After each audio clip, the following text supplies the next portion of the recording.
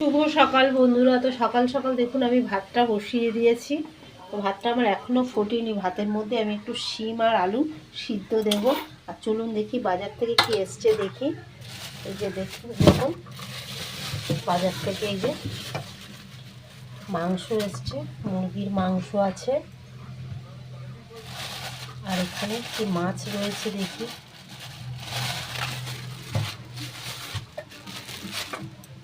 এখানে রয়েছে এই যে দেখুন কাতলা মাছ রয়েছে, আর সাথে রয়েছে একটু মাছের ডিম। তো চলুন রান্নাটা করা যাক। আগে মাছগুলো কেটে ধুয়ে পরিষ্কার করে নিয়ে রান্নাটা সেরে নিই। বানাবো মুরগির মাংসের কষা বানিয়ে নেব। তো তার জন্য এই যে মাংসটা ভালো করে ধুয়ে পরিষ্কার করে নিয়েছি। এখানে আলুটা ভেজে নিয়েছি, এখানে পেঁয়াজ কুচি করে কেটে নিয়েছি, টমেটো কেটে নিয়েছি।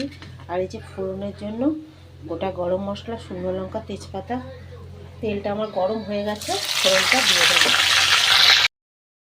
পেঁয়াজটা আমি দিয়ে দিয়েছিলাম, তো বেশ ভাজা ভাজা হয়ে গেছে। এবার এর মধ্যে আমি টমেটো কুচিটা দিয়ে দেবো। এখানে আমি দিয়ে দেবো আদা, রসুন, কাঁচা লঙ্কা পেস্টটা দিয়ে দেবো। অল্প সামান্য টেস্টের জন্য একটু চিনি দেবো, নুন দেবো পরিমাণ মতন, হলুদ দেবো পরিমাণ মতন, আর অল্প সামান্য একটু জিরে গুঁড়ো দেবো।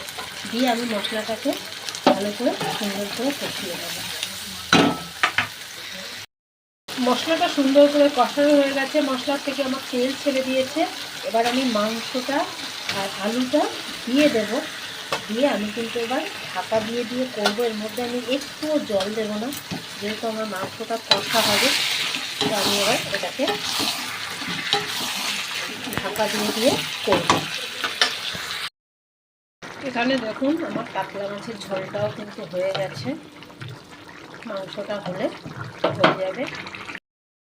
মুরগির মাংস কষা হয়ে গেছে একদম রান্না।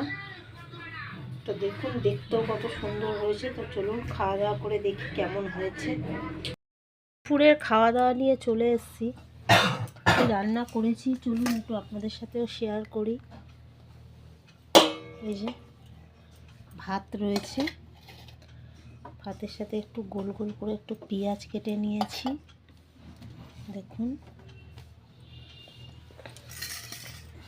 এখানে একটু চিংড়ি মাছের বড়া রয়েছে, সাথে রয়েছে একটু শিম আলু মাখা। এখানে আছে একটু কাতলা মাছের ঝোল আর মুরগির মাংস কষা। তো আজকের দুপুরের খাওয়া দাওয়া এই অবধি। তো চলুন পরের ভিডিওতে আবার দেখা হবে আপনাদের সাথে।